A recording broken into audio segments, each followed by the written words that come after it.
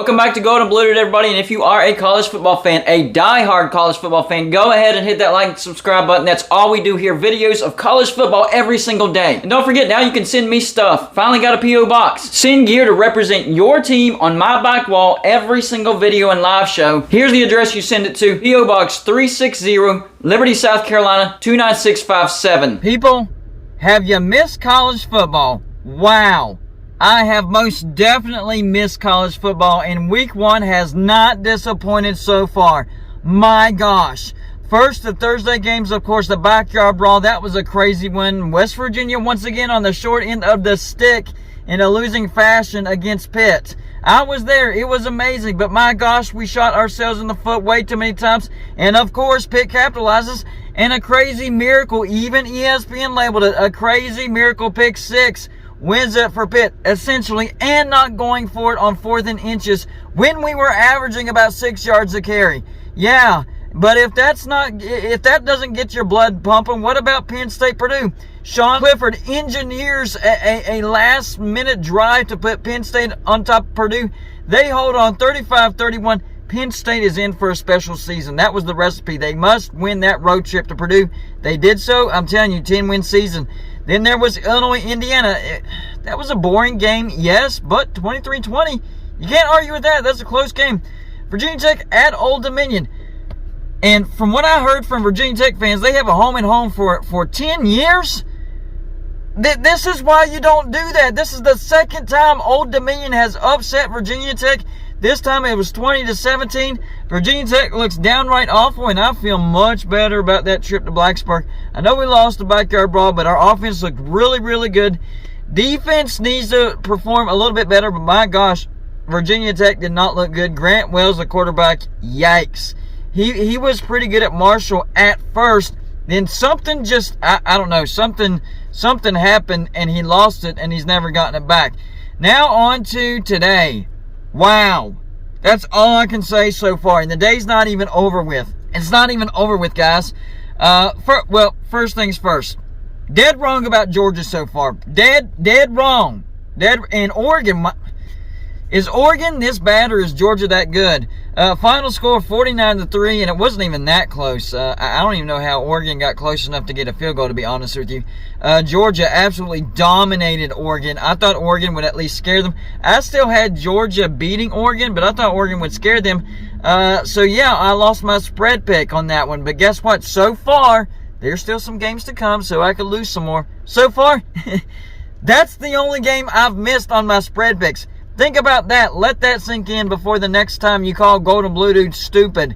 Yes, I am for real 70% against the spread. And I have a $300 prize from last year's Facebook group with 40 contestants to prove it. I won that as well. I'm in it again. So far, so good today. I should be ahead. I need to go back and check that and see who's in the lead. It should be me right now. However, I'm not bragging. I'm not getting arrogant. I'm just saying people call me stupid. Come on, I do know some college football. Am I wrong from time to time? Of course, everybody is. But I'm not ignorant like you think I am.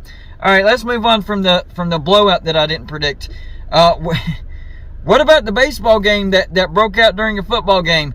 South Dakota State versus Iowa. Final score 7-3. Not one single touchdown. Wait a minute, Golden Blue. 7-3? No touchdown? How'd they get 7? A field goal and 2 safeties. What? Yeah, that game was all defense. And Iowa, man, y'all got a lot of questions to answer. That was not a good performance by your offense. Terrible, pathetic, FCS. Could be a long season, guys. Moving on from that, Rutgers, Boston College. That was a good game. This was a comeback by Rutgers. You know, I thought Boston College could be a sneaky, scary team this year. Turns out Rutgers could be a sneaky, scary team. They come back and beat Boston College at Boston College 22-21.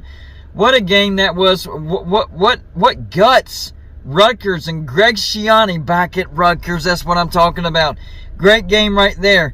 Then we have number 23 Cincinnati at number 16 Arkansas. Closer than what I thought it was going to be, but spread pick still held true because Arkansas beat Cincinnati by 7, and the spread was like 6 or 6.5. Hey, a win by 1 point or half a point or a win by 20 points doesn't matter. you win that spread pick, and that's exactly what happened.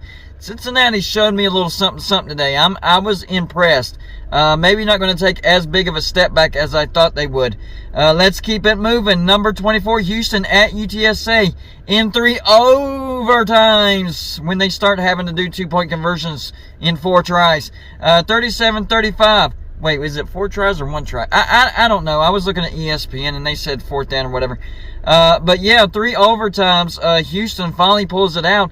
And in my spread pick, I said at least take the points, and UTSA has the chance of upsetting Houston because that 12-2 record last year for Houston was absolute garbage.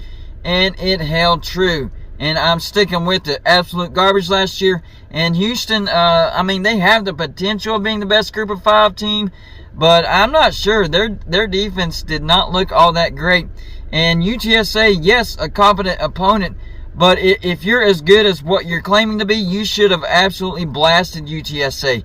I knew they wouldn't. In fact, I had them on upset alert. They did pull it out in 3 overtimes, 37-35, and Dana Holgorsen keeps the wins coming. I will give him that.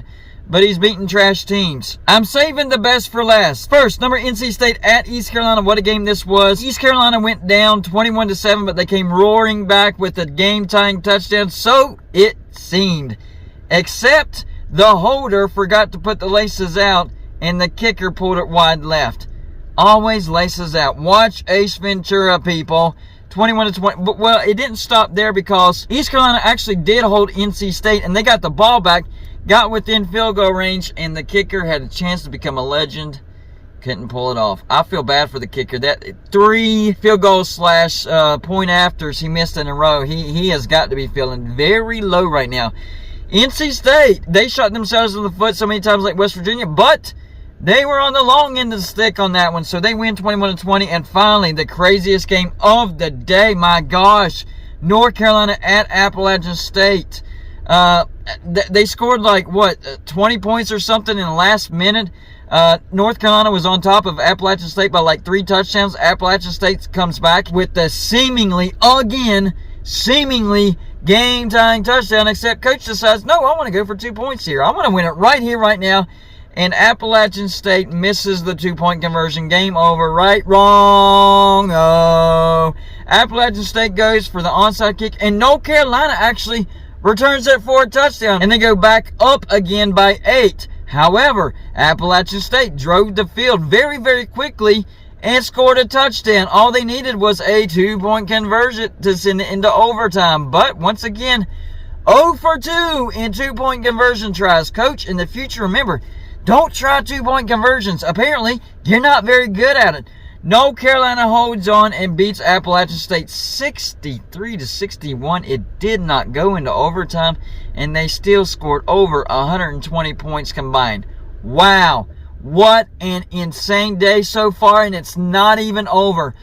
We have Utah and Florida going on right now, and we still have Notre Dame at Ohio State. Wow. And so far, Golden Blue Dude only 1 loss in his spread predictions so far, and that 1 loss is Georgia blowing out Oregon. So I'm happy with my record, but yeah, I was very, very wrong about Georgia. So I'm sure you will let me have it over that 1 incorrect pick. Doesn't matter that I have 10 correct ones. You're going to let me know about the 1 incorrect one because I know you very well. There you go, guys. That's all I got for this show. Like and subscribe if you haven't already. And I'll see you on my next show.